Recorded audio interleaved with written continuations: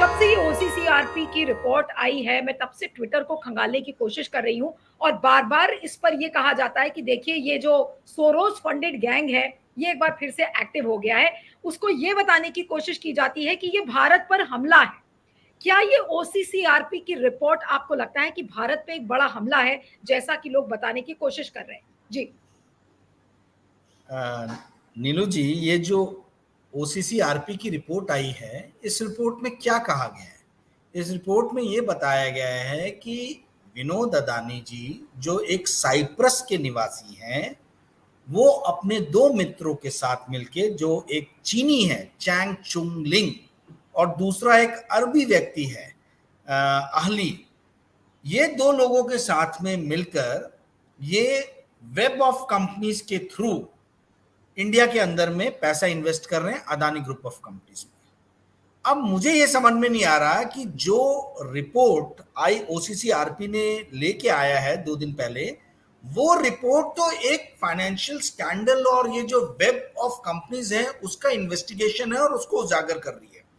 तो वो रिपोर्ट किस तरीके से भारत पे हमला हो सकती है? हाँ, यदि ये कहे कि ये साइप्रस पे हमला है तो मुझे समझ में आता है, क्योंकि विनोद अदानी साइप्रस के निवासी है।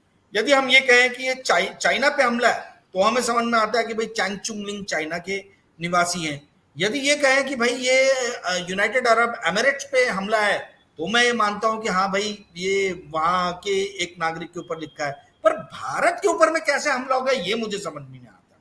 देखिए, भारत पर हमला तो यह है कि इस देश के एक व्यक्ति ने भारत की नागरिकता को छोड़ दिया है और टैक्स हेवन साइप्रस की नागरिकता को लिया है और उस नागरिकता को लेने के बाद में इस देश के विकास में किसी भी तरीके का योगदान नहीं दे रहा, क्योंकि वो यहां टैक्स नहीं भरता है। भारत पर हमला तो यह है कि एक चीनी और एक अरबी व्यक्ति ने गोपनीय तरीके से चुपचाप शांतिपूर्वक भारत की एक सामरिक कंपनी में, जो डिफेंस और पोर्ट जैसे क्षेत्र में काम करती है, उसमें गोपनीय तरीके से 13 से 15% जो है शेयर्स खरीद लिए हैं। भारत पे हमला तो यह है कि इस देश के फलते फूलते औद्योगिक जगत को कुंद करके कुछ इक्का दुक्का औद्योगिक घराने जो हैं, कंपनियां जो हैं, इनके हाथ में इस देश के सारे बड़े प्रोजेक्ट्स थमा दिए जाते हैं। भारत पे हमला तो यह है कि गणतंत्र के चौथे स्तंभ कहलाए जाने वाले मीडिया पर सत्ता के कुछ मित्र औद्योगिक घरानों ने कब्जा कर लिया है और इस देश के आम आदमी के राइट टू करेक्ट इंफॉर्मेशन और मीडिया के फ्रीडम ऑफ एक्सप्रेशन के राइट्स को छीन लिया है।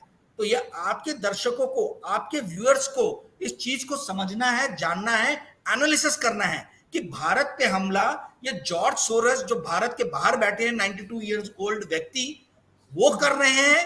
कुछ कंसोर्शियम ऑफ जर्नलिस्ट कर रहे हैं कि भारत के अंदर ही बैठे हुए कुछ लोग और उनके रिलेटिव्स अंदर से भारत को खोखला कर रहे हैं। ये एनालिसिस करने का काम मैं आपके दर्शकों के लिए छोड़ देता हूं।